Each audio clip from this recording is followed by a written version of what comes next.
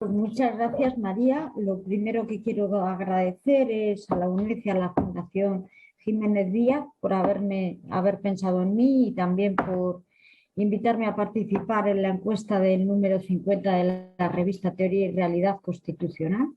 Unas palabras muy breves para introducir a nuestros ponentes, que son de sobra conocidos, así que tampoco es que tenga que extenderme mucho, quizá lo más en decir cuál van a ser los aspectos que en un principio van a tratar cada uno de ellos, sin perjuicio de que luego seguramente surgirán cuestiones sobre las que entraremos más en detalle o que hayan llamado más la atención, aunque solo sea por los últimos acontecimientos en los que nos hayamos inmersos.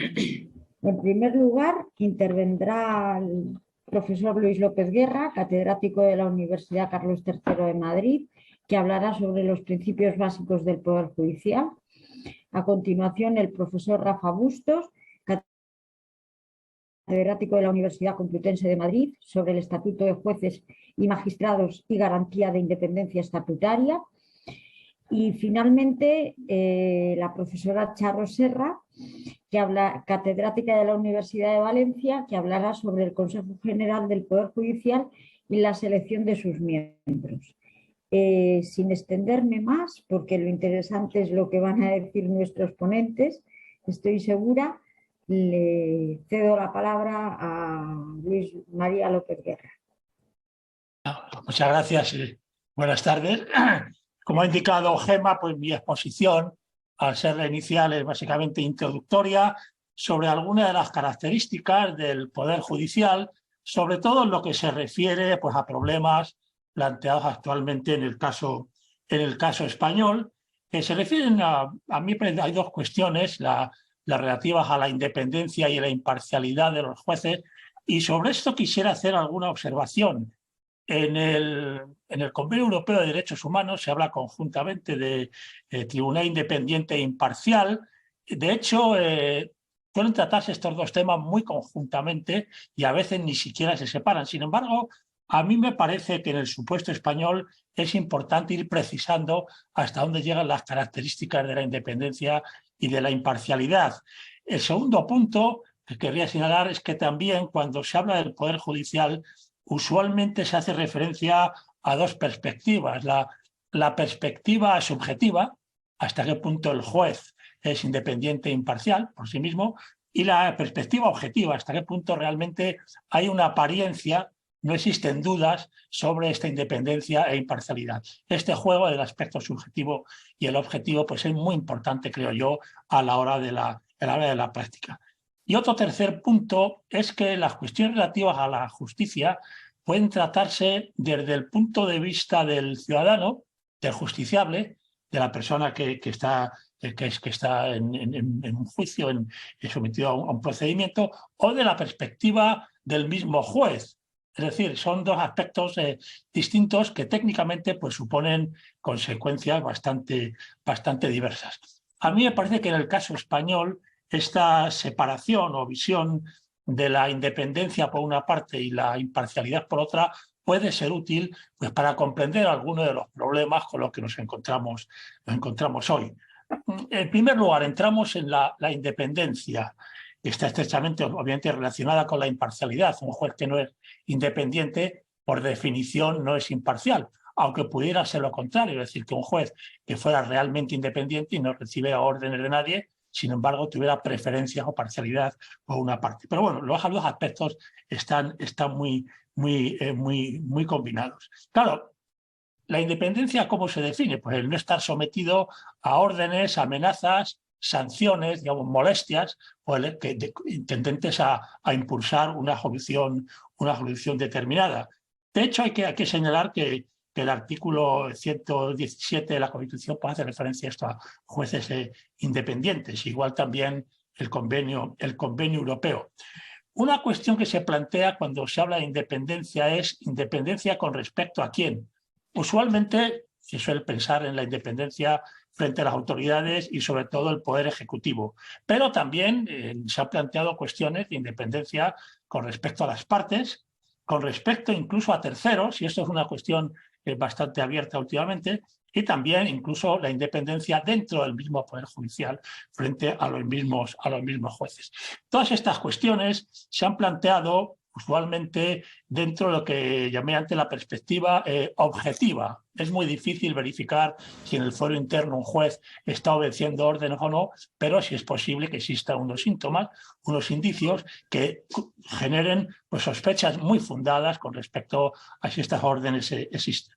De forma que, desde esta perspectiva, sobre todo objetiva, la cuestión de la independencia del juez se ha visto desde la perspectiva de dos técnicas que puedan, de alguna manera, garantizar que efectivamente no se van a recibir estas órdenes o estos mandatos. La primera técnica es la referente al estatus del juez. Y todo esto se hablará más adelante con respecto a España. Pues en el estatus del juez, digamos que las dos herramientas utilizadas para evitar que sufra presiones son, por una parte, la inamovilidad, es decir, el hecho de que una vez un juez nombrado no pueda ser destituido. Inamovilidad que puede ser de muchos tipos, y aquí en derecho comparado tenemos de todo. La forma de inamovilidad más radical sería la que tenemos en España en general, de los jueces de carrera, funcionarios hasta que se jubilan, pero hay sistemas muy distintos que suponen, por ejemplo, mandatos parciales. La inamovilidad sería únicamente durante el mandato. Existen problemas aquí, por ejemplo, relativos a la compatibilidad de la inamovilidad con la prolongación del mandato, por ejemplo, en el caso español, en funciones. Podría discutirse si un juez en funciones es independiente o inamovible, puesto que obviamente al estar en funciones depende en cualquier momento de ser removido por la autoridad que tenga que designar, de forma que está en una situación, digamos, de indecisión, dependencia, que inamovilidad pues tanto sería discutible. En general, el sistema europeo, no el americano, pero sí el europeo, es la garantía de la inamovilidad mediante la existencia de unos jueces, funcionarios de carrera, que van ascendiendo por antigüedad, excepto los más altos cargos directivos, y aquí ya nos encontramos con un problema distinto del que me refiero más adelante. En cualquier caso, la inamovilidad aparece, por tanto, como el sistema más garantista. En el caso español y en general, aunque tenemos algunos flecos, por ejemplo, los puestos de jueces sustitutos o jueces suplentes, que son designados por un periodo determinado. Son flecos, pero que no afectan, digamos, al núcleo esencial. El segundo aspecto de la garantía de la independencia sería no solo el estatus del juez, sino, muy vinculado con ello, el régimen disciplinario de los jueces. Como ya decía, en la tradición europea, el juez es un funcionario, tiene unas obligaciones y, por lo tanto, esas obligaciones tienen que ser sometidas a una cierta inspección, en su caso sanciones, obligaciones con respecto al horario, al trato de las partes, etcétera. De forma que, al estar sujeto a esta inspección y eventual sanción, está sujeto a un régimen disciplinario. Esto es un elemento muy importante. En el caso europeo, como he sabido, se ha resuelto, no en el caso americano, pero de otros países, pero sí en el europeo, se ha resuelto evitando en lo posible la injerencia de otros poderes dentro de este régimen disciplinario. ¿Cómo? Pues mediante la creación, como he sabido, de los consejos de la magistratura, típicos en muchos, no en todos los países europeos, que son los encargados de llevar a cabo esta labor, digamos, de control funcionarial, de inspección, en su caso, de sanción, etcétera. Y aquí esta es una cuestión muy delicada, porque obviamente una forma de actuar sobre los jueces, de presionarlos, es mediante estos procedimientos de tipo disciplinario, de tipo inspector, de tipo sancionador. De forma que en algunos casos, por ejemplo, la jurisprudencia del Tribunal Europeo de Derechos Humanos, en el caso Ramos de Carballo, por ejemplo, pues se planteó el tema de quién y cómo pueden imponerse sanciones a los jueces y llevar a cabo un control de los jueces en su actuación. Y hay dos criterios, a mí me parece importantes, para evaluar un sistema disciplinario.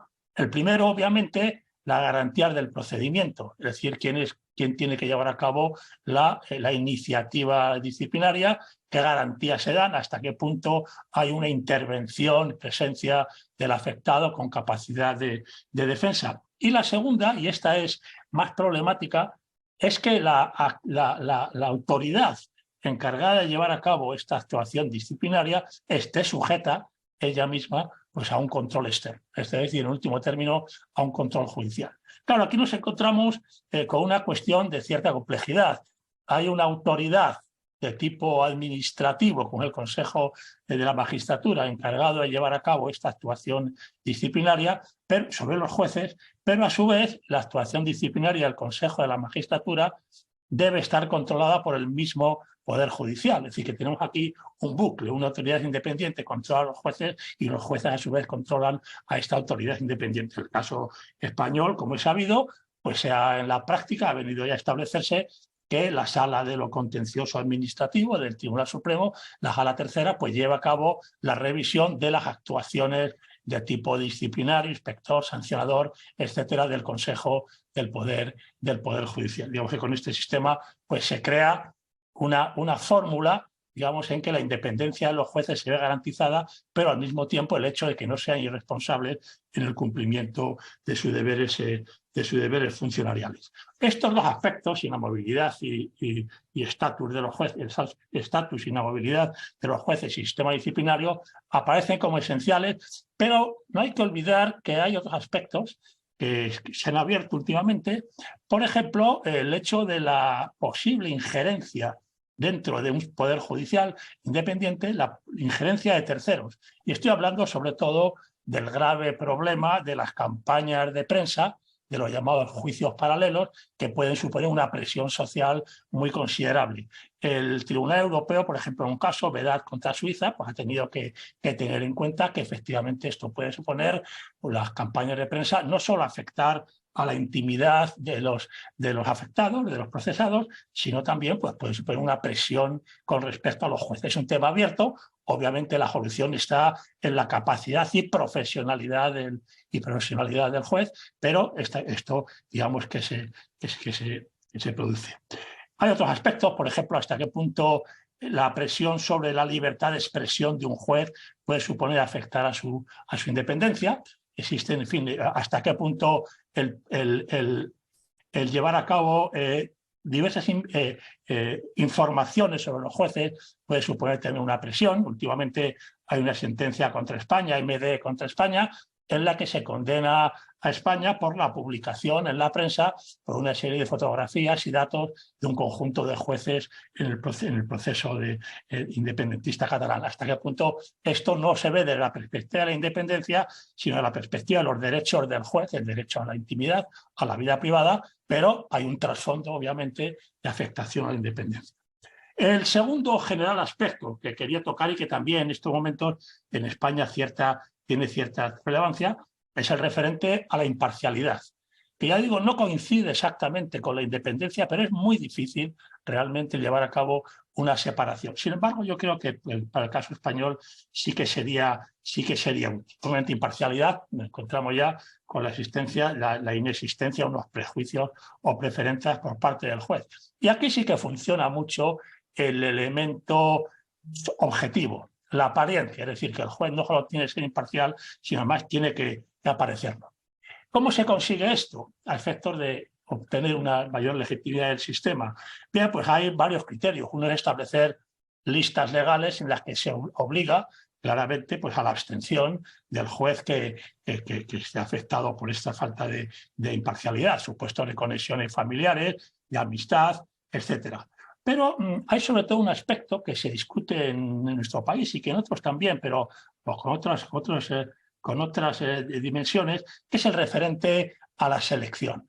Hasta qué punto la imparcialidad y la forma de selección de los jueces están afectados, hasta qué punto la forma de selección puede afectar a un juez. Porque claro, puede pensarse que si alguien nombra a un juez, quien tiene la capacidad de selección, pues obviamente va a tender a nombrar a aquellos con los que tenga una afinidad ideológica, religiosa, de cualquier otro tipo.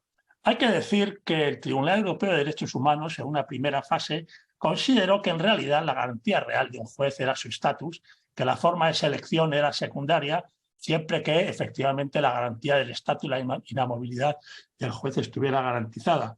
Sin embargo, en la última fase del tribunal, la forma de selección está siendo considerada muy críticamente como un elemento muy importante desde la perspectiva tanto de la independencia como de la imparcialidad, pero yo creo que en el caso español tiene más que ver con la imparcialidad. Desde luego esto se refiere, la apariencia de imparcialidad, a los altos tribunales, es decir, aquellos que tienen que resolver cuestiones de gran trascendencia política en última instancia. Suele plantearse menos desde esta perspectiva en los tribunales inferiores, en los tribunales medios, sí, pero de la perspectiva política, sobre todo se refiere a los altos tribunales. Pues bien, en el Tribunal Europeo de Derechos Humanos, hasta recientemente, ya digo, la cuestión de la selección se considera menos importante, siempre se garantizase el estatus, pero a partir del año 19-20, en varias sentencias, la sentencia Guðmundur contra Islandia o la sentencia Reskovic contra Polonia, últimamente una también contra Polonia de cierta relevancia, el Tribunal Europeo ha venido a considerar que efectivamente la forma de selección puede afectar al derecho a un juez, a un tribunal independiente e imparcial establecido por la ley, cuando sobre todo esta forma de selección pues no garantice una imagen real de independencia e imparcialidad de los jueces. Y esto en dos fases que yo creo que son interesantes, que pongo brevemente. En Guðmundur, en la sentencia Guðmundur, en la que un caso en la que en Islandia pues un órgano técnico aconsejaba que jueces debían ser elegidos por el Parlamento y el Gobierno, ni el Gobierno ni el Parlamento siguieron las indicaciones de este órgano técnico e imparcial. Y entonces el Tribunal Europeo vino a decir que en el procedimiento, para que efectivamente se haga un tribunal constituido de acuerdo con la ley, pues había que seguir unos procedimientos que garantizasen esta apariencia mínima de imparcialidad e independencia, y el hecho de que los que tenían que llevar a cabo el nombramiento no siguieran las indicaciones del órgano técnico, pues suponía una vulneración de este principio, en cuanto que pues dejaba abierta una duda muy considerable con respecto a la independencia e imparcialidad de este tribunal. Y el Tribunal Europeo pues consideró que esto no era un tribunal establecido de acuerdo con la ley, con estos criterios. En Reskovic, una sentencia posterior, va más allá. Y no solamente el tribunal insiste en que hay que seguir los procedimientos, las propuestas establecidas por un órgano técnico, sino que va más allá y entonces entra en la cuestión de cuál es este órgano técnico y cómo se selecciona este órgano técnico. No solamente el procedimiento, sino la selección. Y en el caso Reskovic, pues también el tribunal viene a considerar que una serie de jueces pertenecientes a cámaras importantes del Tribunal Supremo, de la Cámara Disciplinaria, de Revisión Extraordinaria, no habían sido elegidos por un procedimiento adecuado ni por un órgano que garantizase la independencia, imparcialidad y la objetividad del procedimiento, puesto que ese órgano venía en último término predeterminado por la composición parlamentaria, por la composición del Parlamento. Obviamente esta línea, es decir, la línea en Reskovic, y supone pues ha tenido unas consecuencias no solamente con respecto a Polonia, sino también en el planteamiento de cuestiones de este tipo referentes a otros países, concernientes a quién es quien tiene que llevar a cabo la selección y por qué procedimientos debe llevarla a cabo y su relación con las mayorías parlamentarias, con el Poder Ejecutivo y el Poder Legislativo. Como pueden ver, son temas realmente candentes en este momento. También, y con esto termino, no hay que olvidar que la jurisprudencia del Tribunal Europeo se centra sobre casos concretos en contextos concretos. En este supuesto, el caso de Polonia y la evolución, podemos decir que ha habido de tipo iliberal que se ha producido en este país. Pero son cuestiones abiertas. Yo aquí me paro y ahora pues, los demás intervinientes pues, podrán posiblemente incidir en estas cuestiones en lo que se refiere ya al contexto español. Muchas gracias. Muchas gracias, Luis.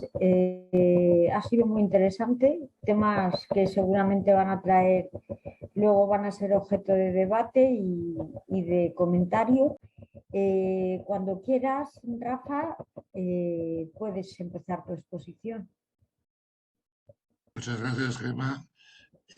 Muchas gracias, por supuesto, a la UNED y a la Fundación Jiménez Abad por la invitación a participar en este foro y muchas gracias a los, en este momento, 124 participantes que no están viendo cómo España, de momento, va ganando su partido. Siento si hay un spoiler. Pero supongo que la ansiedad nos comerá a todos por dentro. Bien, bueno, realmente a mí me toca un poco bailar con la peor pareja, ¿no? Porque tengo que abordar probablemente el tema más árido, que es el del Estatuto de los Jueces, cuando en el fondo todos estamos deseando oír a Charo y oír hablar del autogobierno judicial. Y después de haber oído a Luis, pues realmente no sé muy bien qué voy a contar, porque buena parte de lo que pensaba contar tenía que ver con lo que ha dicho Luis. Intentaré de todas formas ser capaz de rellenar estos 20 minutos con alguna idea interesante, alguna explicación interesante, sin conseguir dormir a los que están al otro lado de la pantalla. Para ello retomaría el punto de partida que ha planteado Pepe y el punto final que ha planteado Luis. El punto de vista de mi intervención no será tanto el estatuto jurídico de los jueces españoles como los límites que a la regulación del estatuto jurídico de los españoles proceden de los parámetros europeos. En ese sentido es el que hasta cierto punto puede solaparse en cierta medida. Creo que la perspectiva será distinta de la intervención de Luis.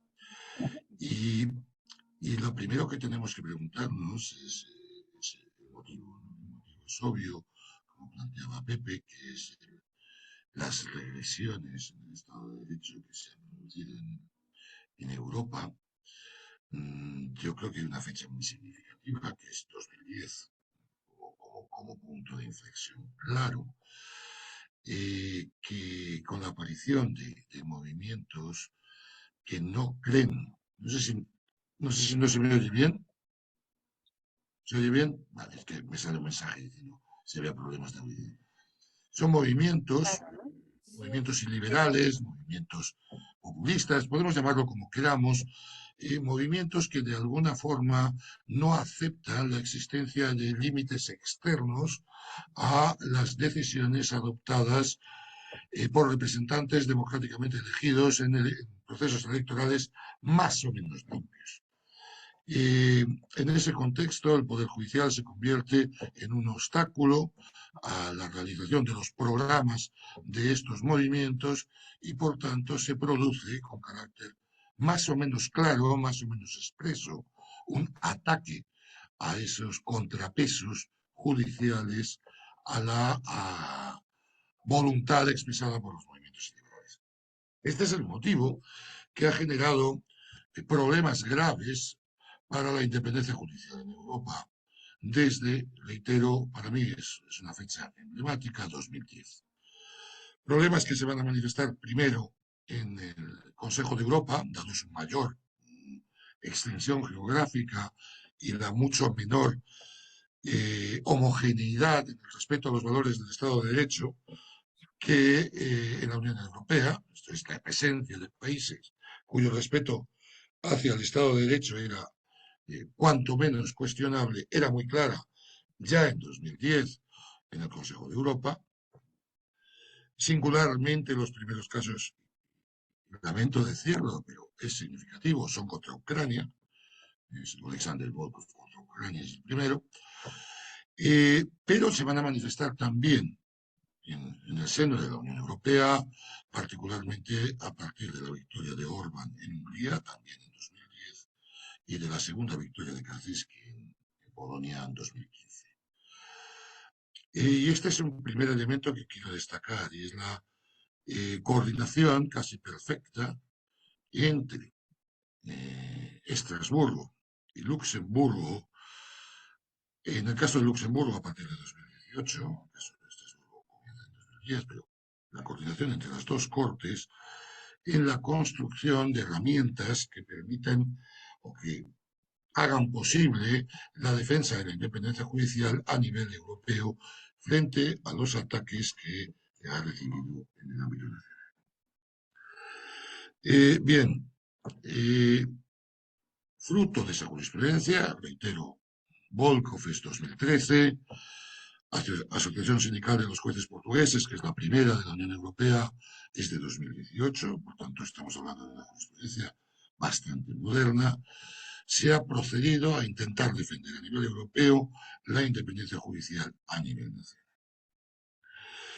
¿Y cómo se ha intentado defender? Pues, para mi gusto, la clave ha estado en la construcción de la tutela de la posición constitucional, yo diría europeo constitucional, del juez en el ámbito interno. Lo que hemos llamado, y que Luis ha llamado, es una expresión que comparto, la dimensión estatutaria de la independencia judicial.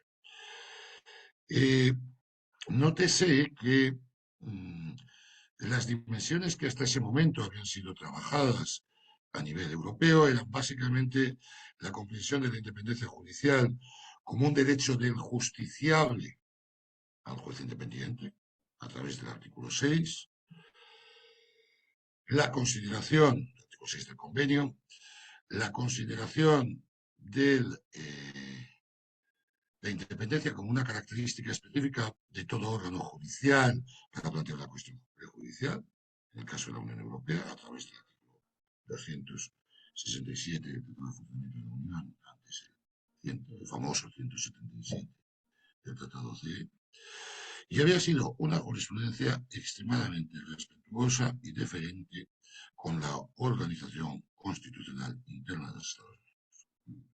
No me resisto a recordar las críticas palabras del abogado general Dámaso Garao diciendo que en sus conclusiones en el asunto de Koster, diciendo que a los efectos del Tribunal de Justicia, hasta Sancho Panza, como gobernador de la ínsula barataria, sería un órgano jurisdiccional. Sería considerado, por tanto, suficientemente.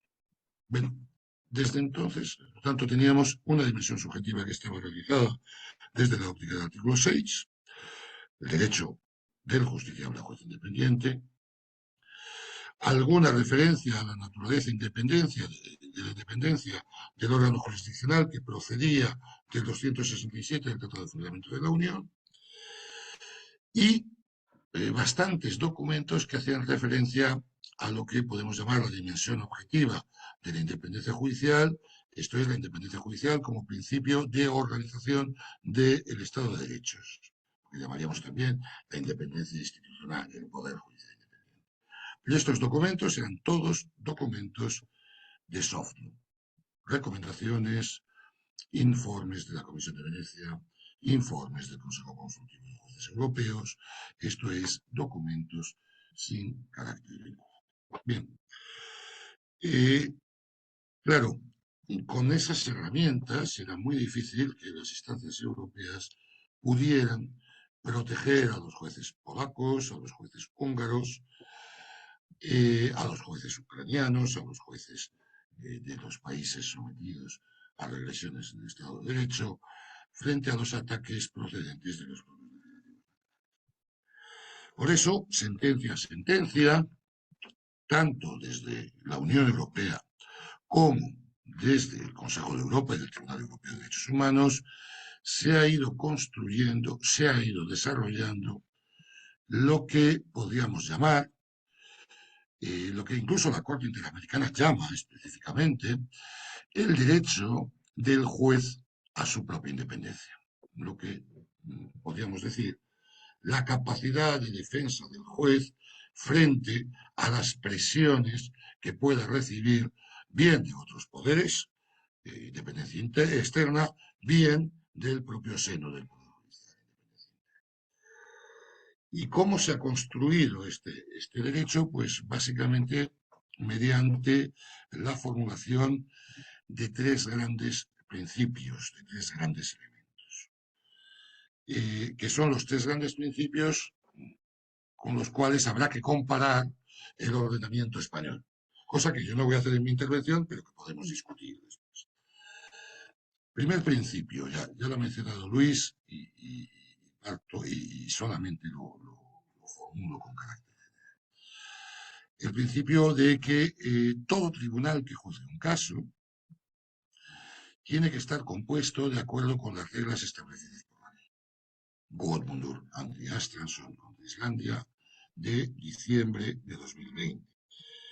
Digo Goodmundur ante Astransson contra Islandia, pero podemos decir Simpson contra la Comisión en el ámbito de la Unión Europea, porque la jurisprudencia aquí no es plenamente coincidente, pero se basa exactamente en lo mismo.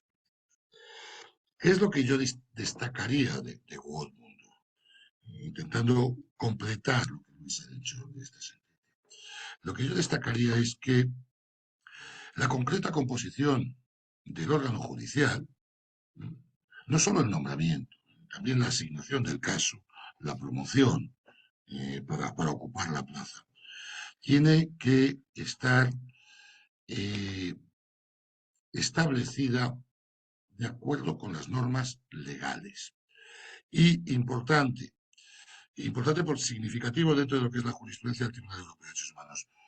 Ley, en este sentido, es ley parlamentaria. Es el único caso, por cierto, creo, en el que se especifica que la palabra ley en el convenio significa ley emanada del Parlamento y no norma previsible, accesible y pública. ¿Por qué? Porque ley aquí tiene que ser parlamentaria porque está jugando con un tema como es la independencia judicial que exige la deliberación pública por vía parlamentaria. Lo significativo de Goodmundur y de Simpson es que la aplicación interna de la ley por las instancias nacionales puede ser supervisada por el Tribunal Europeo de Derechos Humanos en cualquier momento. Y no solo a reclamación de un juez, sino a reclamación de cualquier justiciable cuyo caso haya sido decidido por una composición judicial que él considere que no se ajusta a la legalidad nacional vigente. Esto significa abrir enormemente el abanico de las posibilidades de reclamar contra cualquier defectuoso funcionamiento del proceso de nombramiento de ese concreto órgano. Supervisión, esto sí, que el Tribunal Europeo va a someter a un umbral de gravedad para evitar convertirse en una cuarta instancia, obviamente.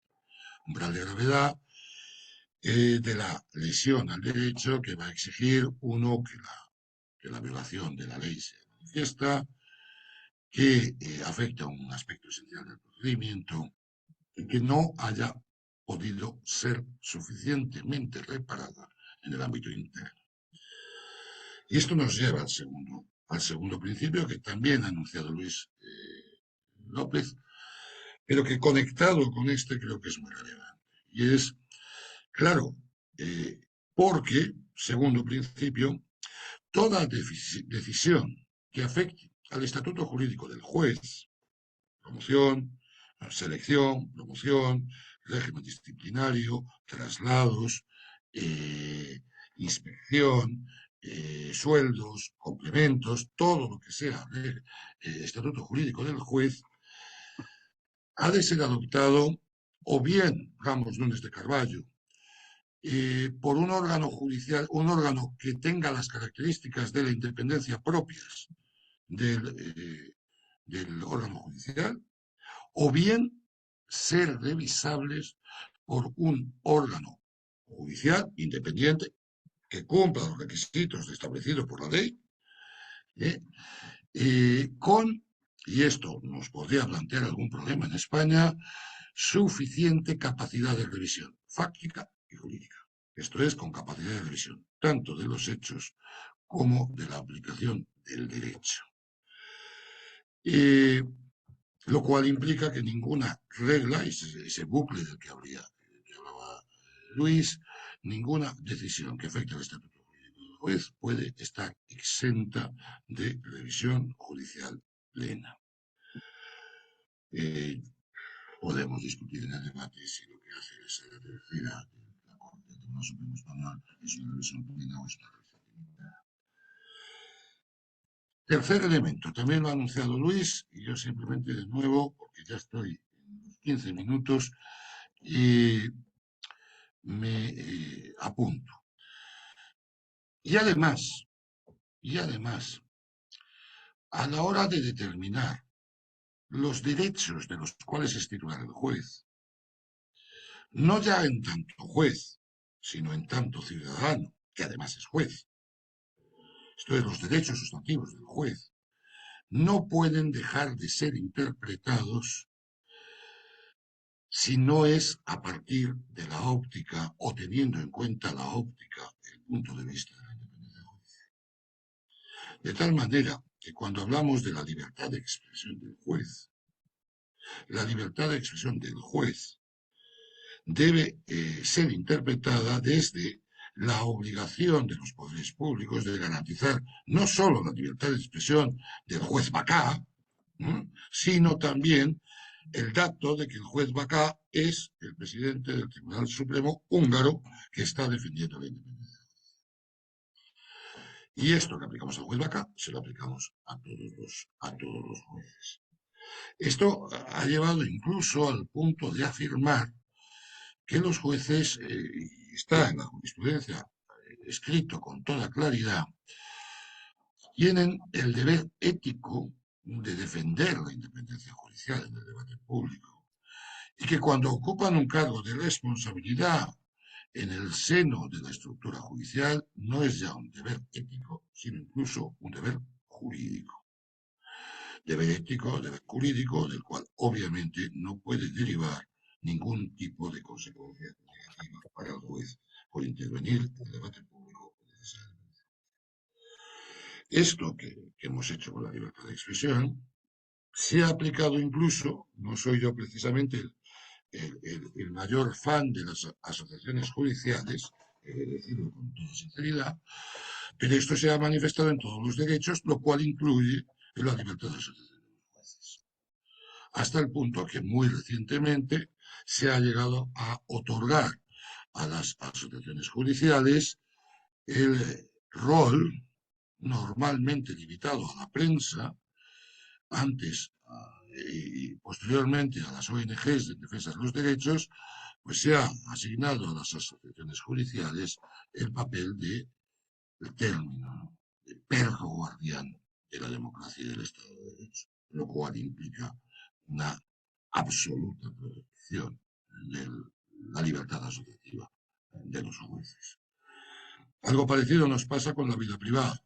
Vida privada que, como apuntaba Luis, impide la investigación o obliga al Estado a investigar si se han producido seguimientos a la actividad de determinados jueces por manifestarse en favor de un eventual referéndum en favor de la independencia de Cataluña, pero que más allá de eso implica que decisiones que tengan la suficiente entidad como para afectar a la vida privada, decisiones estatutarias, que tengan la suficiente entidad como para afectar a la vida privada del juez, deben ser evaluadas desde la óptica del artículo 8, lo cual a su vez implica que toda injerencia en la vida privada del juez que afecte o que pueda afectar además a su independencia debe ser evaluada desde el punto de vista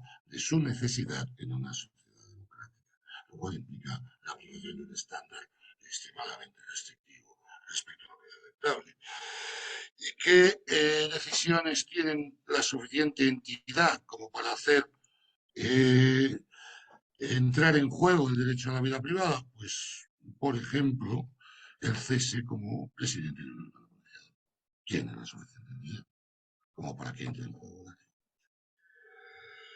Algo parecido nos pasa con el derecho de propiedad, algo parecido nos pasa con la prohibición de detenciones del 5. Todos estos derechos, de nuevo, han de ser evaluados siempre cuando un juez es el titular del derecho, han de ser evaluados desde la óptica de la independencia. De este modo hemos construido una protección del estatuto jurídico del juez que se asienta sobre todo derecho del juez debe ser evaluado desde la independencia, fruto o con una protección que implique la plena revisión judicial de la eventual injerencia y que además ha de mantener un respeto razonable a la ley parlamentaria aplicable. Cerramos el círculo. En los países de la Unión Europea, además, una ley parlamentaria que no respetara los estándares de independencia judicial podría ser perfectamente, y así lo ha sido, objeto del control por parte del Tribunal de Justicia.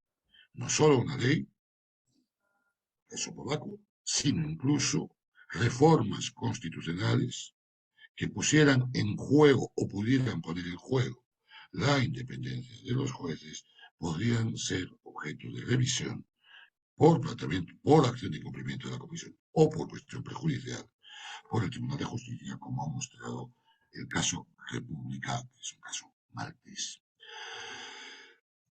¿Respeta el ordenamiento español estos estándares? Mi respuesta global es sí, lo respeta. Puede gustarnos más, como se aplica o como no se aplica. Globalmente lo respeta. ¿Tenemos problemas? Podemos tenerlos. Pero sobre todo tendremos que ser muy cuidadosos a la hora de plantear reformas que nunca podrán pasar de sus límites. Me he pasado un poco de tiempo, discúlpame. Muchas gracias. Muchas gracias, Rafa. Bueno, yo creo que los temas han sido lo suficientemente interesantes como que para que se nos haya hecho cortísimo, o sea que puedes estar seguro. Charo, te doy la palabra, es toda tuya y todos deseando escucharte sobre el consejo. Bueno, muchísimas gracias. La verdad es que me siento tremendamente honrada por compartir esta mesa con quienes me han precedido en la palabra y contigo, Gemma, que sabes mucho de estas cosas. Y agradezco a la Fundación Manuel Jiménez Abad y a la UNED el haberme invitado a formar parte también de este debate, ¿no? La verdad es que lo que estamos hablando, de lo que se habla en nuestros días, es de la politización del Poder Judicial, y yo no quisiera empezar sin recordar que no podemos generalizar el hablar sobre la politización del Poder Judicial sin distinguir tres elementos que han influido en una confusión entre lo que podría ser una politización del órgano como tal, del poder como tal, con la politización de los jueces individualmente considerados cuando ejercen la función jurisdiccional. Y esa mezcla injusta se debe, desde mi punto de vista, a tres cosas, ¿no? Una sería la posible politización de determinados jueces y magistrados, posibles actuaciones de algunos de ellos, de algunos jueces estrellas o de algunos muy presentes en los medios que han manifestado pues, determinadas cosas y que al final acaban trasladando una imagen de conjunto a la judicatura que es injusta, ¿no? En segundo lugar estaría algo a lo que se han referido tanto Luis como Rafa, ¿no? Que son las decisiones adoptadas por los órganos jurisdiccionales superiores. Ellos han hablado sobre todo de cómo se conforman estos y cómo la forma en que se conforma un órgano puede al final incidir en esa idea de independencia que siente el justiciable, ¿no? Pero no solamente por eso, ¿no? Aquellas sentencias que emanan de tribunales superiores como el Tribunal Supremo, los tribunales superiores de justicia, la Audiencia Nacional, etcétera, el tema es que acaban, pronunciándose sobre aspectos que tienen una alta carga política, y ese es también el problema, ¿no? O bien crean jurisprudencia sobre la aplicación de la ley, y ahora estamos esperando la sentencia del Tribunal Supremo sobre la ley sí o sí y toda la carga política que ello lleva detrás, o son sentencias que resuelven sobre posibles responsabilidades de altos cargos o parlamentarios aforados, como también se ha citado anteriormente, o se pronuncian sobre delitos de gran trascendencia mediática y de mucha repercusión en la opinión pública, o adoptan decisiones que en todo caso pueden tener una repercusión económica o política considerable a nivel general. Y el tercer elemento es el órgano de gobierno de los jueces, el Consejo General del Poder Judicial, al que yo me quiero referir en particular, ¿no? El gobierno autónomo del Poder Judicial en España, como todo el mundo sabe, fue concebido como uno de los principales elementos de la independencia de la judicatura, más allá de otras garantías que ya se han señalado aquí y que existen para otorgar una plena y efectiva independencia de los jueces y magistrados individualmente considerados cuando estos ejercen la función jurisdiccional, ¿no?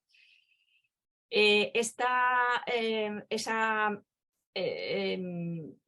figura, la del Consejo General del Poder Judicial, desde su creación ha sido objeto de disputas partidistas, fundamentalmente en lo que refiere a la elección de sus miembros, a lo que luego me referiré, pero también ha recibido críticas generalizadas en relación a cómo ha ejercido sus funciones.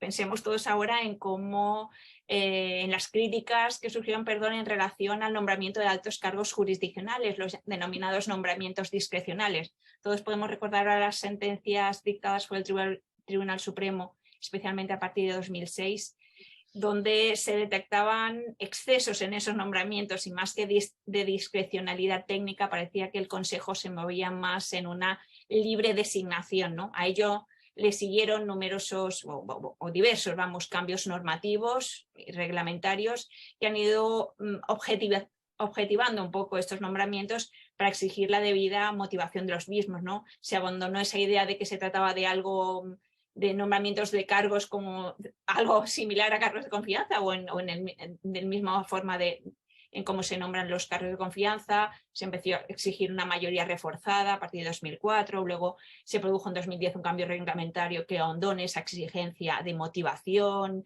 y en 2018 nuevos cambios. En fin, es algo que es necesario es una llave maestra de nuestra independencia, ¿no? El lograr una mayor objetividad de los nombramientos de los órganos jurisdiccionales, especialmente los órganos jurisdiccionales superiores, por lo que ahora decía. También el Consejo, en el ejercicio de la función disciplinaria, ha recibido críticas de parcialidad, ¿no? Sabemos cómo esa exigencia de responsabilidades puede crear eventuales molestias y perjuicios en los jueces investigados, o que puede llevar acarreadas sanciones que incluso pueden llevarles a ser apartados temporal o permanentemente de la carrera, ¿no? Entonces, el trabajo realizado por el Consejo en el pasado, o sea, en la investigación de unas conductas y no de otras, o en la investigación de unos comportamientos de unos jueces y no de otros, pues puede haber generado también alguna que otra crítica, ¿no? O en todo caso ha estado en el punto de mira esta actuación del Consejo. Incluso en decisiones del Consejo sobre la condición administrativa, por ejemplo, de algunos jueces o magistrados, el Consejo ha estado en ese punto de mira, ¿no? Saltó a la prensa la decisión relativa a la magistrada Margarita Robles y su pérdida de la condición de magistrada del Tribunal Supremo, ¿no? Y eso también produjo algunas críticas. Incluso en la función o en la posibilidad de emitir dictámenes por parte del Consejo se han producido críticas, o al menos ha habido división interna, con esa división que trasladaba al tiempo como una división ideológica dentro del Consejo, ¿no? Cuando eso se produjo cuando se informó sobre el anteproyecto de ley del matrimonio, o entre el informe de anteproyecto de ley del aborto, etc. Son dos ejemplos que he puesto, como otros podían ser. El caso es que las decisiones adoptadas por el Consejo en ejercicio de todas y cada una de sus funciones no ha estado exenta nunca de ser interpretada como favorecedora de las posturas de un partido político u otro, según la conveniencia de quien hablaba o según la opinión de quien hablase. Y todos los partidos políticos, desde luego, han mostrado un interés desmesurado por controlar la designación de los miembros de este órgano. Ello, lógicamente, ha influido notablemente en la formación de una imagen del Consejo politizada, deslegitimándose con ello no solo la imagen de la institución misma, sino también la del Poder Judicial en su conjunto por contagio, incluyendo con ello a aquellos que ejercen la función jurisdiccional, pues cuestión que es, entiendo, altamente injusta, ¿no? Para los que nos siguen y no conocen el sistema español, la Constitución, vamos, diré muy brevemente que la Constitución dispuso en su artículo 122 la creación de un órgano de autogobierno, el Consejo General del Poder Judicial, que estaría formado por el presidente y 20 vocales, 12 entre jueces y magistrados de todas las categorías judiciales y 8 entre abogados y juristas de reconocido prestigio, con más de 15 años de ejercicio en la profesión, ¿no?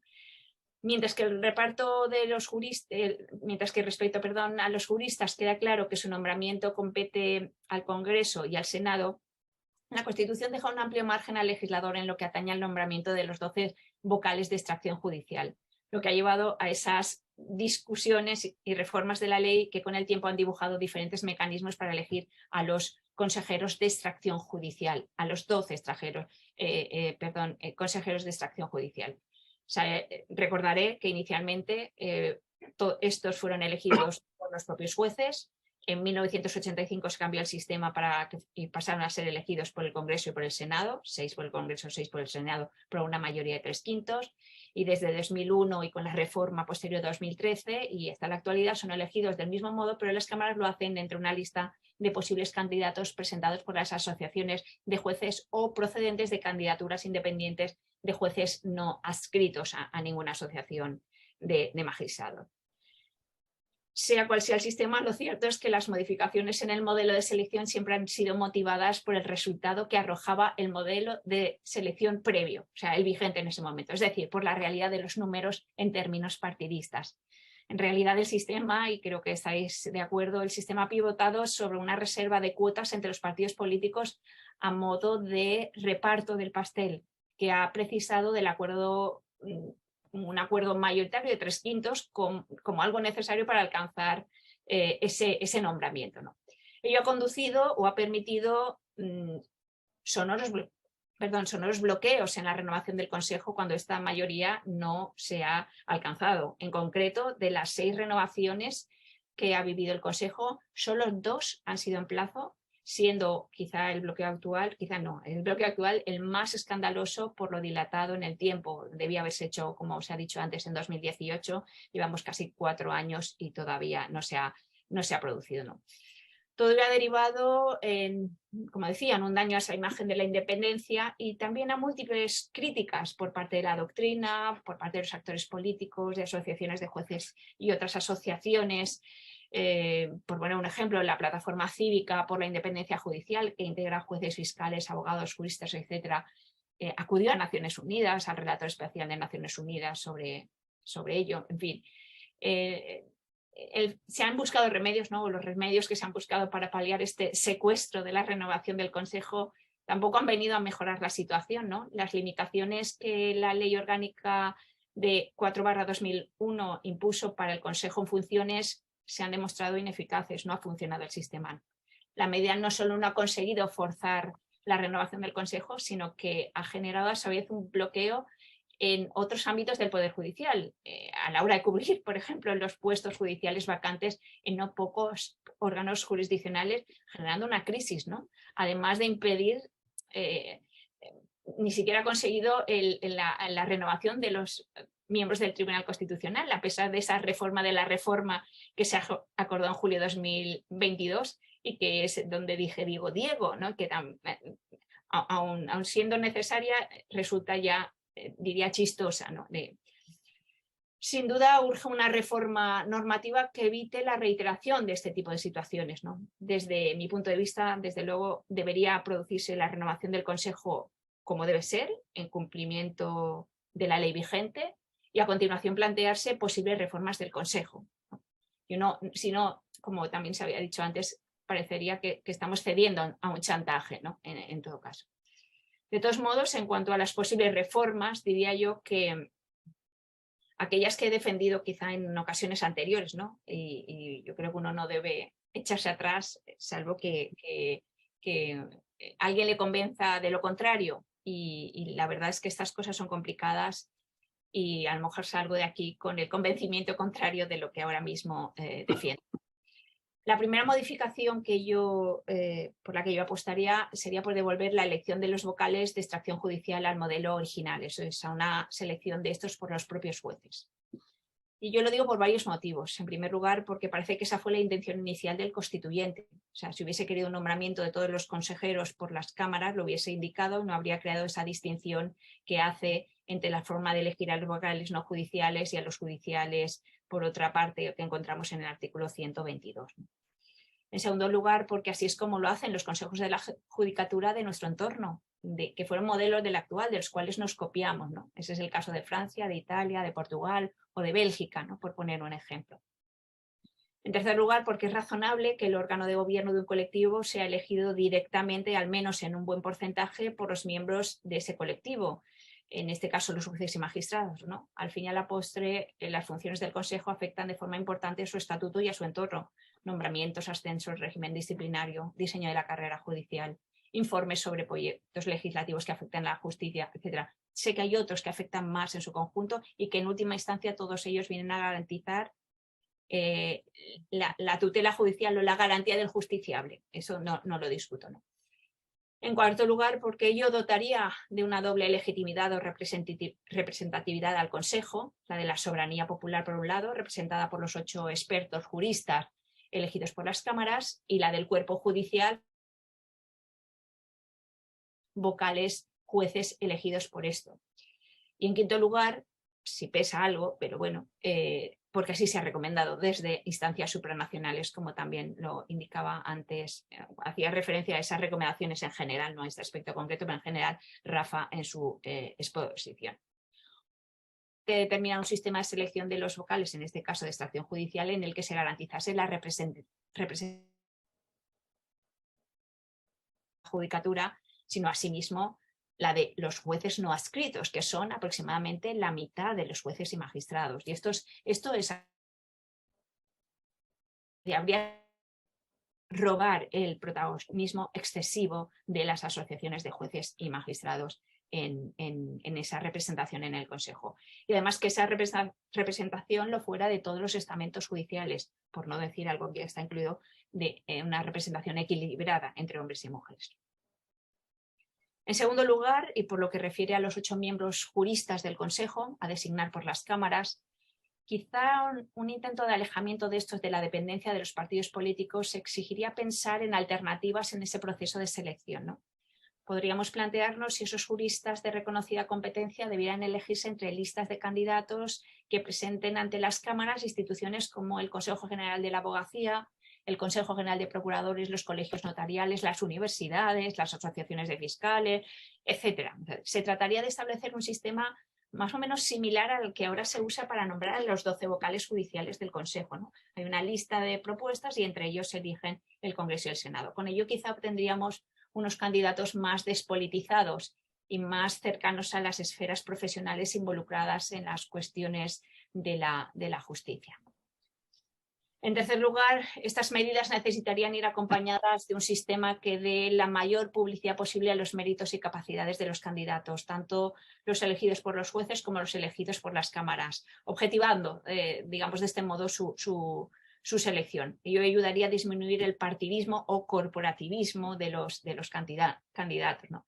Mientras no cambie el sistema actual, pues está muy bien reforzar y seguir reforzando esa idea de la comparecencia ante las Cortes de todos los candidatos judiciales y no judiciales, junto a la publicación de sus CVs, pues todo ello son medidas que fomentan este beneficio, ¿no?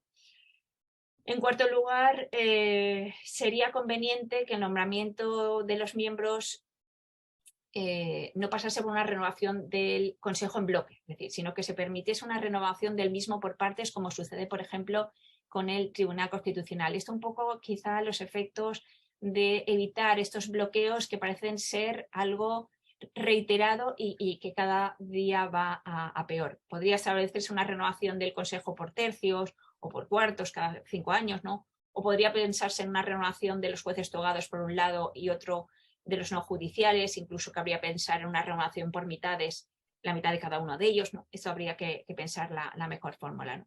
Ello atemperaría sin duda el bloqueo y podría facilitar la adopción de acuerdos a ser menos los consejeros a elegir, al tiempo que se aseguraría un mayor distanciamiento entre las mayorías políticas existentes en cada momento en el Parlamento, así como de las tendencias judiciales mayoritarias que puedan darse en el seno de la judicatura en cada momento, ¿no?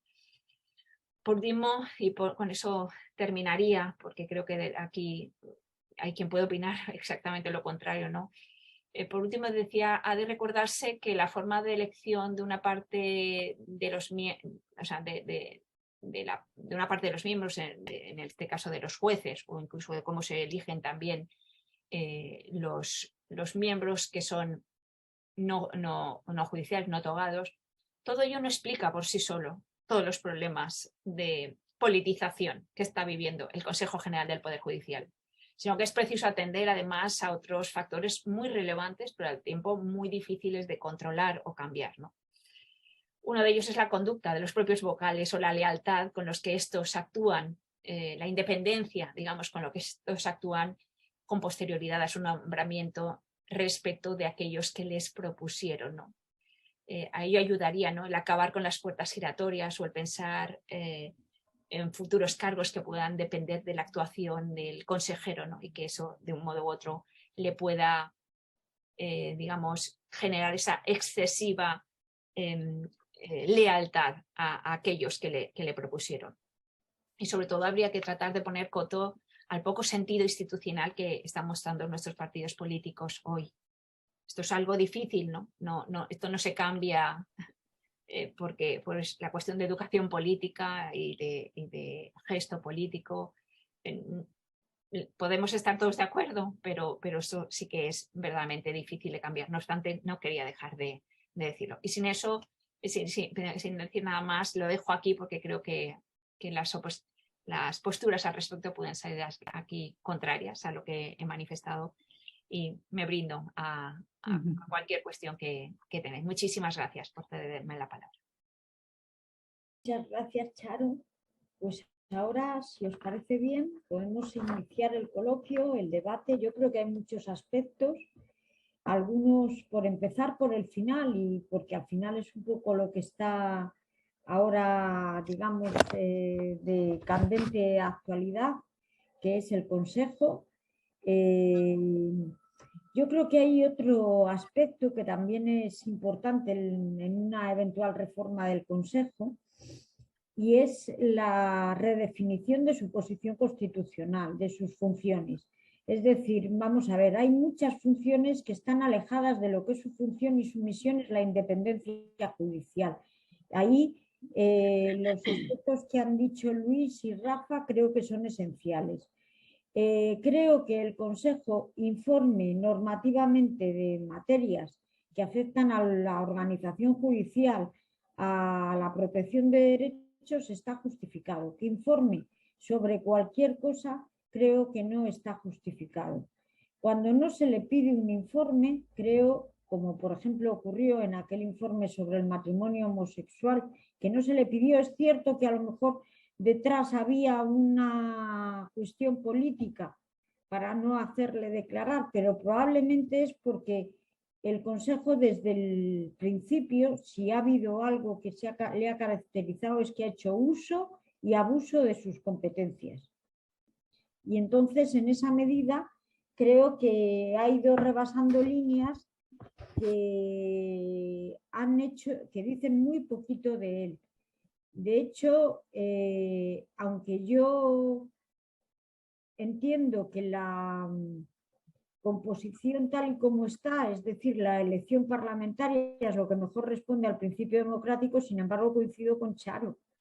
Coincido con Charo en la forma de elección, aunque solo es para poner coto a la situación actual, como una forma de dar salida, porque en realidad lo que tenía que ser para garantizar el pluralismo es una forma de garantizar porciones del pastel a partidos políticos. Y creo que eso también ahí ha influido muchísimo la actuación que ha sido del Consejo. No todos los consejos han sido iguales, todo lo hay que decir, pero digamos que sí que la mayoría de las veces pues ha habido un tanto de abuso. Y luego, sin embargo, me llama la atención que, salvo contadas ocasiones, hay muchos menos defensa y amparos a jueces cuando han pedido el amparo del Consejo que en otras situaciones. Pero bueno, los ponentes son los que tienen que participar en el debate. Así que a ellos les doy la palabra. Bueno, sí, Luis, ha pedido la palabra María, así que Bueno, nada, un yo minuto ya he solo. hablado. Un minuto solo en relación, para seguir con lo que planteaba Gemma, yo creo que sí que cualquier reforma del Consejo General del Poder Judicial debería tener en cuenta también las funciones, la redefinición de las funciones y en la línea que apuntaba Charo Serra, la objetivización en el mayor grado que fuera posible de las decisiones más complicadas, de las políticamente más sensibles, ¿no? O sea, esos ámbitos en los que se ha detectado alguna discrecionalidad o que hay un interés político de reparto, pues analizar cuál es ese interés, si se puede, desde la definición de la competencia y de cómo se va a ejercer la competencia, por ejemplo, en la selección de determinados cargos, si eso se puede, si el procedimiento de selección puede objetivarse, también eso ayudaría a liberar la carga política del Consejo. Me parece, bueno, por apuntar más ideas en relación con esto. Luis, Bueno, Yo sí. cedo a Luis la palabra que hable el primero, porque si no luego me va a llevar al contrario y me voy a sentir muy avergonzado. Así que mejor que hable él. Muy brevemente, yo creo que hay que ser realista, es decir, tenemos una cultura política determinada que se ha ido fraguando durante estos decenios constitucionales, cultura política difícil de cambiar.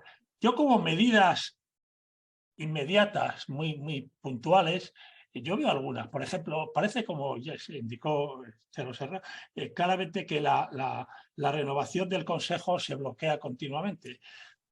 Una solución simple, y esta no la he propuesto yo, sino por ejemplo el profesor Santamaría Pastor, es el de eliminar la cláusula actual de la prorrogación. Es decir, una vez que acabe el Consejo del Poder Judicial su mandato, pues los vocales pues, se van a su casa. Entonces, no se trata de una prorrogación, no se trata de mantener en funciones a un Consejo que supuestamente podía ser más afín ideológicamente a composiciones anteriores de la Cámara.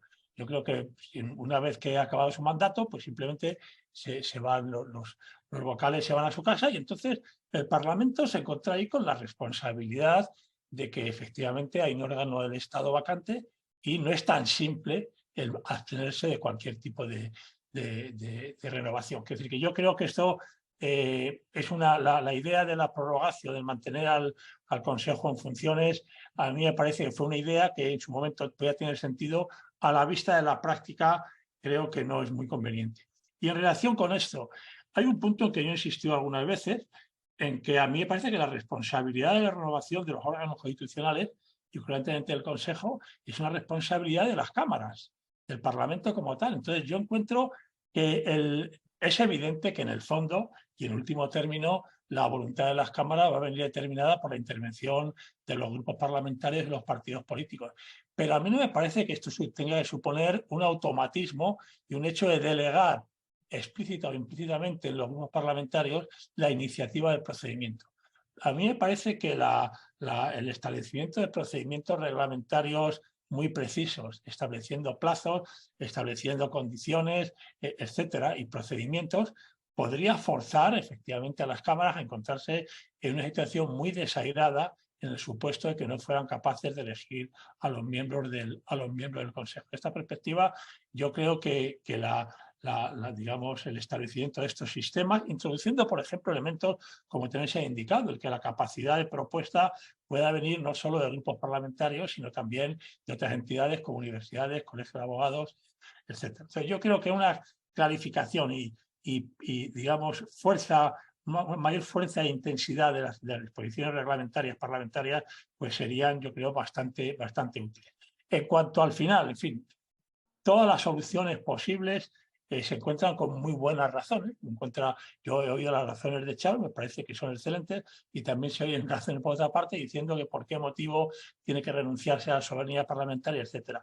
A mí me parece, y con esto vuelvo a lo que señalaba, es una cuestión de cultura política, es decir, una cuestión en la que la apariencia por parte de la apariencia de que efectivamente se está respetando la legitimidad es muy importante.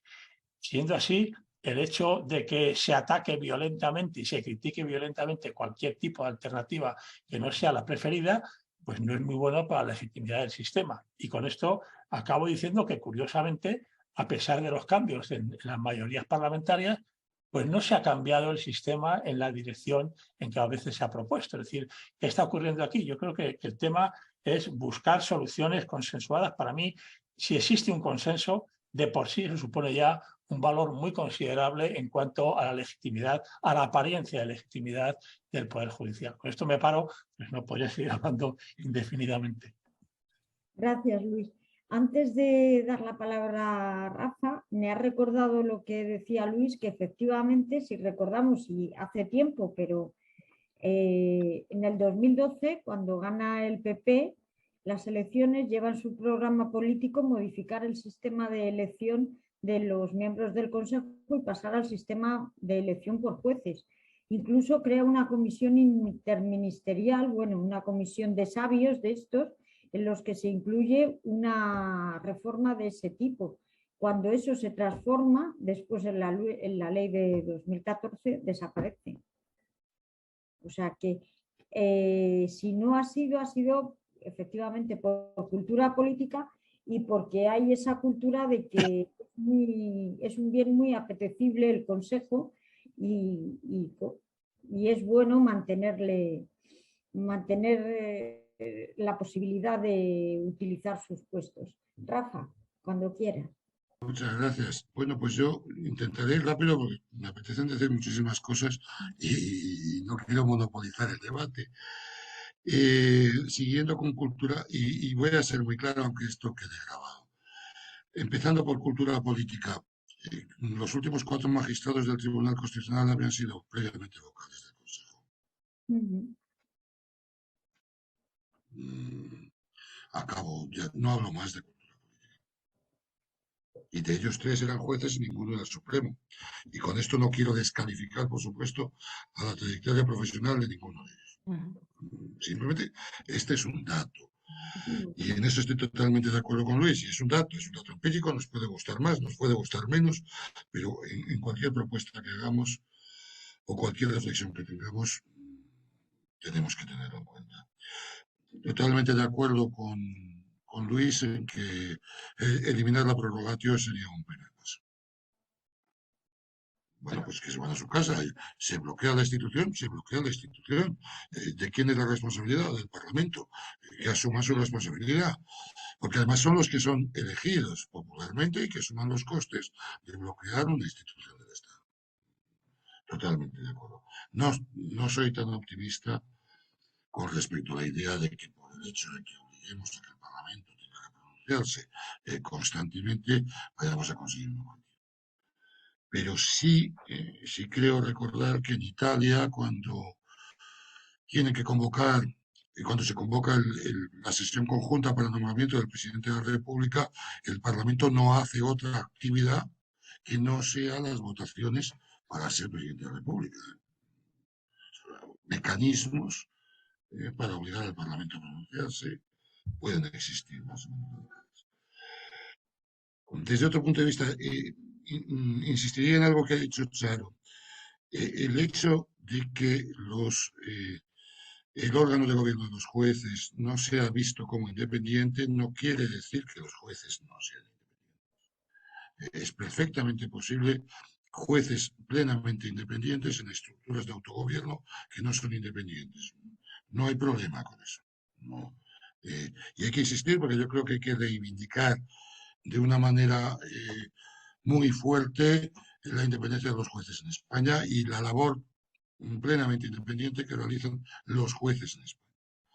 Dicho eso, sin embargo, si no son percibidos como independientes, entonces tenemos un problema. Más allá, defendiendo la absoluta, y lo digo sinceramente, y lo he dicho en muchos foros, creo en la independencia de los jueces españoles absolutamente, pero si la sociedad no los percibe como independientes, entonces la confianza de los ciudadanos en la administración de justicia no existe y entonces todo el entramado de independencia judicial se nos cae, y por eso hay que hacer algo con respecto al gobierno judicial.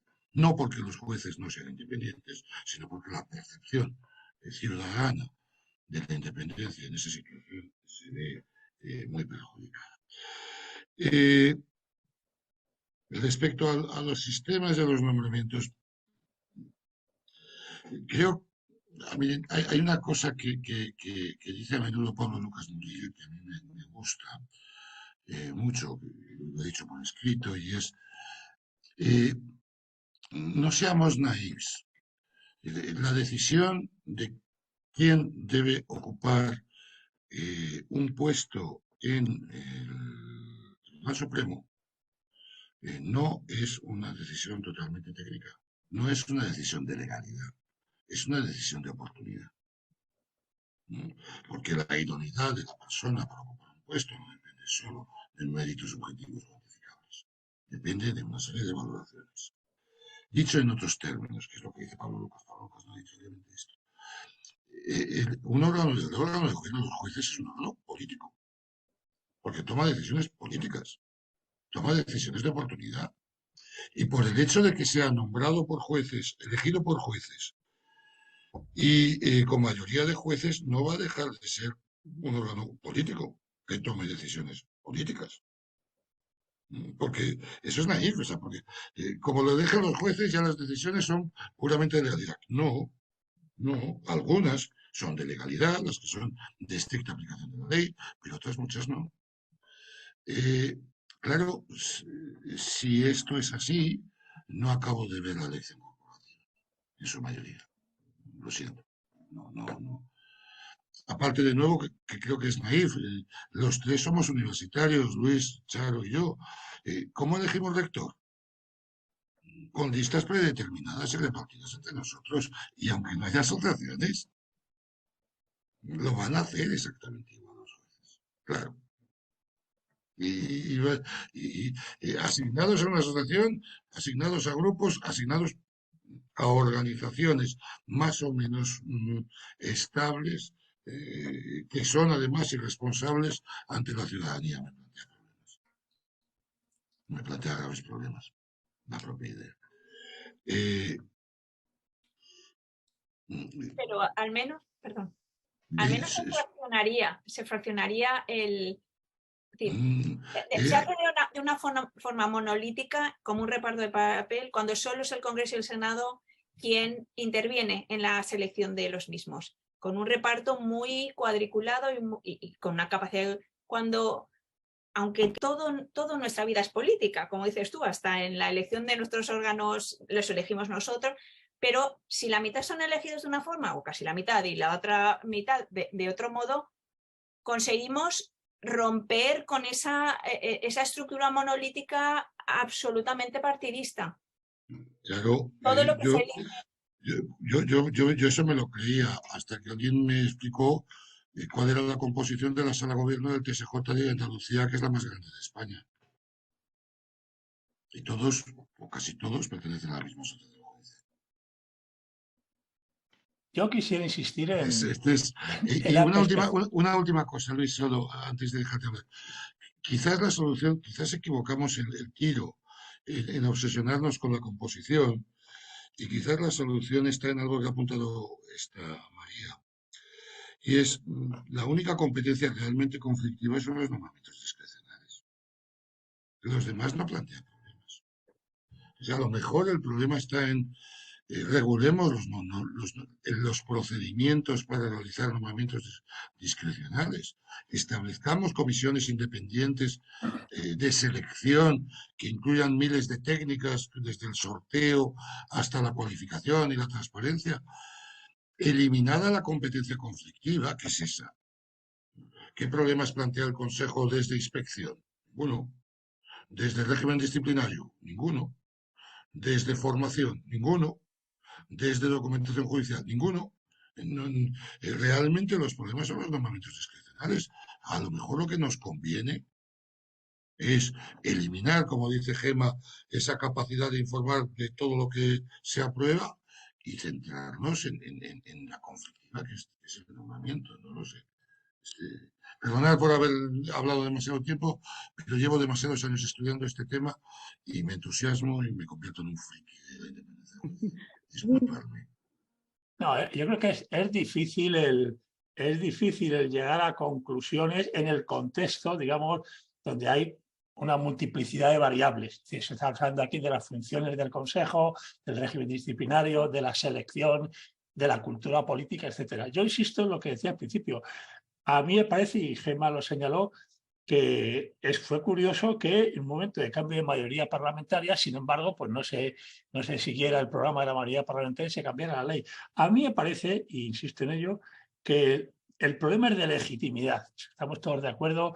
Yo también estoy de acuerdo en que hablar de independencia de los jueces, la selección y la forma de selección de jueces en estos momentos, hasta digamos que en el 90% de los casos, a mí me parece que garantiza más que suficientemente la independencia de los jueces. El problema es la apariencia, pero la apariencia y la deslegitimación pues viene derivada del desacuerdo político. Es decir, en el momento en que existe un enfrentamiento global y directo entre posiciones, pues de ambos lados está deslegitimado el sistema, unos por un motivo, otros por otro. A mí la solución, sea la que sea, insisto, y ya digo que parece que todos los parlamentarios no estaban muy decididos a hacer grandes cambios, pasa por el consenso. Por el consenso es lo único que puede dar esta base de legitimidad. Ciertamente se puede decir, bueno, puede que haya un consenso, puede que haya una legitimidad, pero la solución no es buena. El mero hecho de que haya consenso de por sí, para mí me parece una aportación tan inmensa, tan enorme a la legitimidad judicial, que para mí es el elemento esencial. Mientras no existe ese consenso, pues lo que va a haber divergencias que todos oímos todos los días con respecto a una fórmula o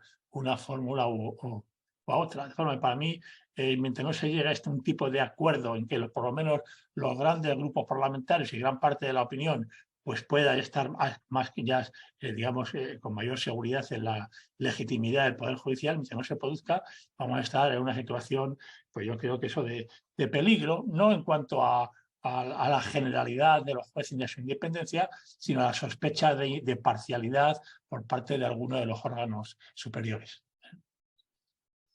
Claro. Sí. Bueno, estoy de acuerdo, creo que todos estamos de acuerdo en una cosa, ¿no? Y yo misma cuando he empezado a hablar, he puesto de manifiesto cómo no se trata, y he terminado diciendo lo mismo, ¿no? La forma de nombramiento no va a cambiar las cosas, ¿no? Son muchos elementos y he empezado hablando de las funciones y cómo sus funciones han sido criticadas, la forma en que han sido ejercidas por el Consejo, fundamentalmente en el tema de los nombramientos, donde se ha avanzado, por cierto, y se han ido haciendo reformas que han ido objetivizando, o sea, decir, que pasos se han dado y todavía podemos decir, bueno, se pueden dar más, ¿no? El último fue en 2018, pues podemos seguir apretando las tuercas para que eso, que es una...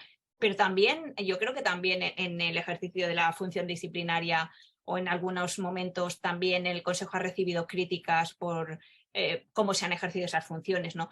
Y lo mismo cuando decía Gema, que también había apuntado lo de emitir dictámenes en determinados supuestos donde no había sido pedido, o si emitían el dictamen con una división muy clara. Todo ello no es más que reflejo de la clara división interna que ha habido entre los consejeros con una lealtad partidista descomunal, entonces muy notoria, o sea, al menos se ha visto, y hablo sobre todo de los consejos más recientes, los primeros no los conozco, no los he vivido tanto, ¿no? Y eso solo se cambia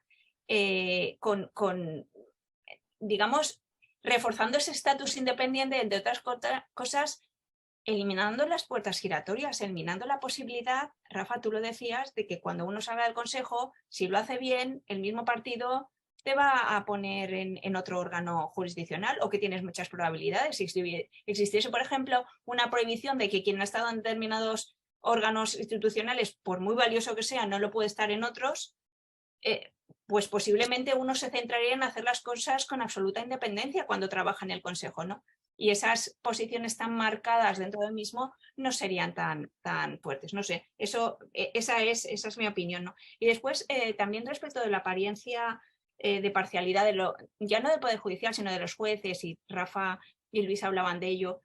Yo creo que tú acababas diciendo, bueno, no sé, lo dejemos para el debate si España y si el sistema del estatuto del juez español respeta o no esos principios. Tal. Yo creo que es cuanto menos contradictorio. Es decir, esa pretendida apariencia que exige por un lado el que el juez, o al menos así se he entendido que defendíais, pues se limite mucho en sus expresiones,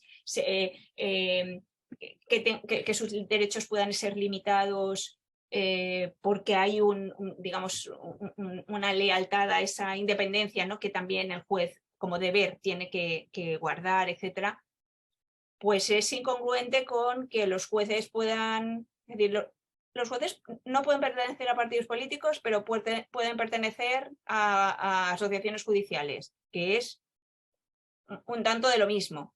Y si no, pueden pertenecer a asociaciones que son religiosas, ecologistas, filosóficas, lo que sea, que muchas veces crean muchos más vínculos que la propia pertenencia a un partido político. Después no se les deja pertenecer a un partido político, mientras estén activos, ya lo sé, pero sí se les deja formar parte de un gobierno o participar en las elecciones como candidato y tal, y al día siguiente vuelven.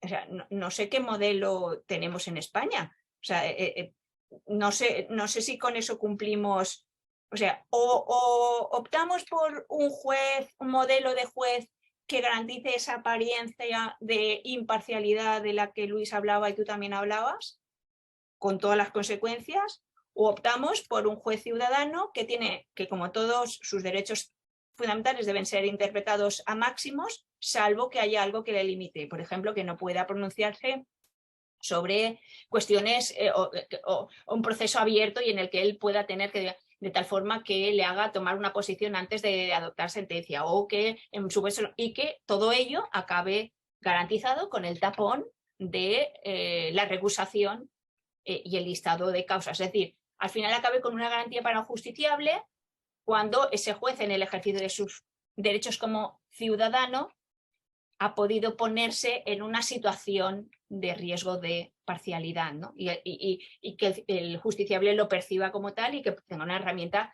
para defender su propio derecho, ¿no? Entonces, pero para mí el modelo debía ser o uno o el otro, y tenemos un mix ahí que a mí nunca me ha convencido, desde luego. Sí, yo solo muy brevemente porque me he explicado mal. Es exactamente lo contrario, Charo, lo que yo pensaba. O sea, lo que yo pienso es todo lo contrario, que al contrario, los jueces tienen unos derechos cualificados, no limitados, sino cualificados, para intervenir en el debate público, para participar a través de asociaciones, para defender derechos, sino no es precisamente porque comparto tu visión de juez, no, Vale.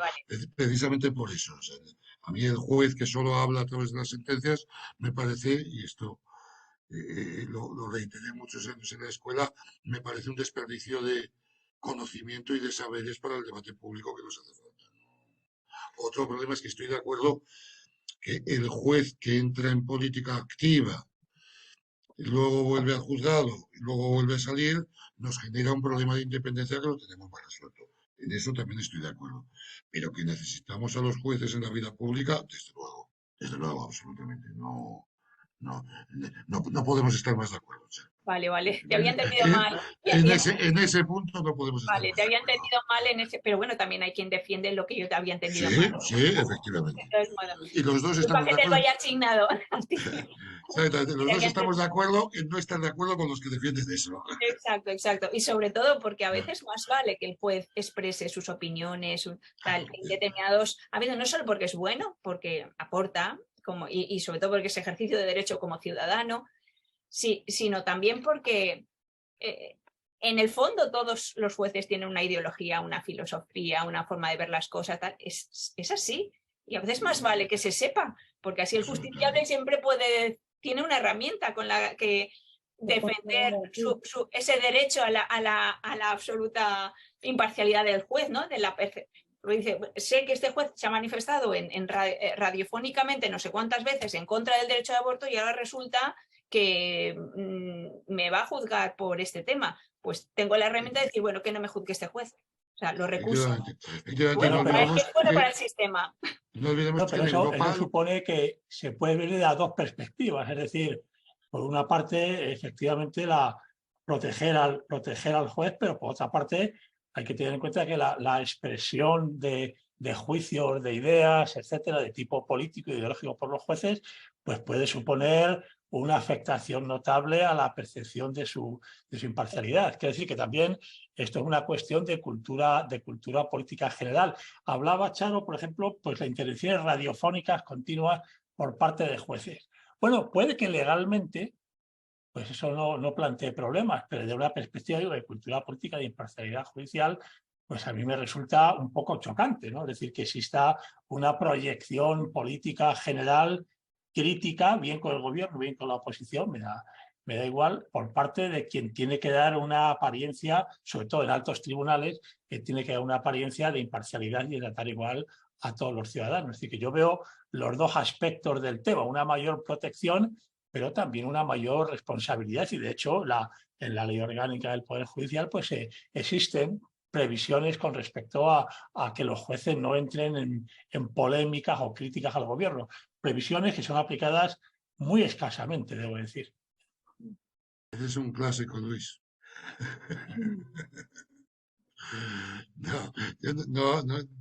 Yo sí me gustaría dejar claro que la no pertenencia, la prohibición de pertenencia a partidos políticos es típicamente hispana. Normalmente lo que se prohíbe en Europa es el no desempeño de cargos directivos a la vez. Y además es una prohibición típicamente hispana que procede de la Ley Orgánica de 1870, en el contexto de las cesantías de 1870. A mí me parece algo bastante incongruente cuando luego hay una conexión en trayectorias, y me parece un pelín, Luis, un poco ajeno a la realidad que nos plantee problemas el que un juez intervenga en los medios de comunicación, pero no nos plantee problemas que los jueces sirvan, y es más, yo quiero que sirvan, no ya en los altos cargos de los ministerios o en los propios ministerios, sino dentro de los ministerios, en todas las formas de participación. O sea, que no hablen, pero que trabajen junto a un ministro de un determinado partido. Me parece poco razonable.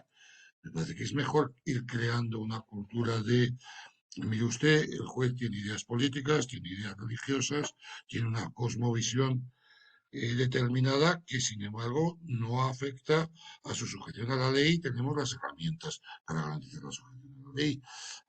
Creo que deberíamos avanzar en ese camino y no en las prohibiciones que no creo que nos lleven a buen puerto. Bueno, pues... Bueno, digamos que son dos caras de la misma moneda, pero como siempre es encontrar el equilibrio, ¿no? ¿Alguien más quiere añadir algo? Yo solo voy a apuntar una cosa, un dato muy breve. Al hilo de lo que ha comentado antes Rafa sobre que los 4 magistrados en la última renovación del Tribunal Constitucional habían sido miembros del Consejo, ha habido vocales del Consejo que durante el tiempo que han estado de mandato de vocal han promocionado a varios órganos judiciales hasta llegar a altos puestos. Concretamente, recuerdo un caso de empezar en un juzgado de primera instancia, salir como magistrado de la Audiencia Nacional y de ahí pasar al Tribunal Constitucional. Creo que otra de las limitaciones que habría que establecer es que una vez que son designados, una cosa es el avance por antigüedad que se establece y que es reglamentario, que está normativizado, y otra es el que puedan optar a cargos discrecionales cuando dependen de ellos mismos el nombramiento.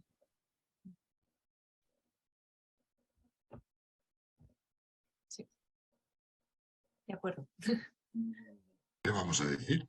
Si no estás de acuerdo. Pues María. Muy bien. Bueno, pues si no hay ninguna cosa más que queráis comentar, y yo creo que en el chat tampoco había preguntas, bueno, algunas cosas que... Pues Pepe, si te parece, clausuramos, cerramos el acto. No sé si quieres que te ceda la palabra. Por mi parte, bueno, muchísimas gracias a todos. Ha sido interesantísimo y podríamos haber seguido hablando de muchos temas porque no es solo el consejo, sino también algunas de las cosas de las que ha explicado Rafa, de cómo desde en el ámbito europeo se están enfrentando los nuevos retos que se están planteando desde estas tendencias iliberales. Ahí habría muchísimas cosas que podríamos comentar interesantísimas. Y claro, es que es un tema que daría para mucho, así que haremos otra jornada. Muchísimas gracias a los tres, ha sido un placer teneros a vosotros aquí. Y muchísimas gracias, Pepe, sí, que no lo he dicho al principio, por el apoyo. Trabajar con la Fundación, como siempre, es un grandísimo placer. Y nada más. Muchas gracias a todos. Pepe, te dejo la palabra. Bueno, yo solo quiero dar las gracias a los ponentes porque realmente ha sido una tarde interesantísima. Yo también me he quedado con ganas de más, ¿no? O sea, a mí me preocupa hoy seriamente la relación con todas las estructuras constitucionales, pero estamos hablando del Poder Judicial, cómo garantizamos en el nuevo modelo social la independencia del Poder Judicial. Me parece que este nuevo modelo social enfrenta al Poder Judicial inevitablemente a retos nuevos que exigirán respuestas nuevas. Y a veces cuando tenemos estas clásicas discusiones nuestras y antiguas, me parece que estamos perdiendo también otras carreras. Que no resolvemos nuestros clásicos problemas y se nos vienen encima otros problemas. Pero bueno, como has dicho, eso solo es aliciente para tener otro debate, otra magnífica jornada. Y bueno, nosotros desde España sí vamos a disfrutar, me parece, Rafa, de lo que está siendo una victoria notable. Me he perdido. Íbamos 3-0 la última vez que lo he visto. Bueno. 5, por lo menos, 5. Ya van 5, vamos. Sí, según me han mandado un WhatsApp, 5. Madre mía. O sea que bueno, una tarde completa. Muy bien. Bueno, pues un saludo y muchísimas Muchísimas gracias a vosotros. De verdad.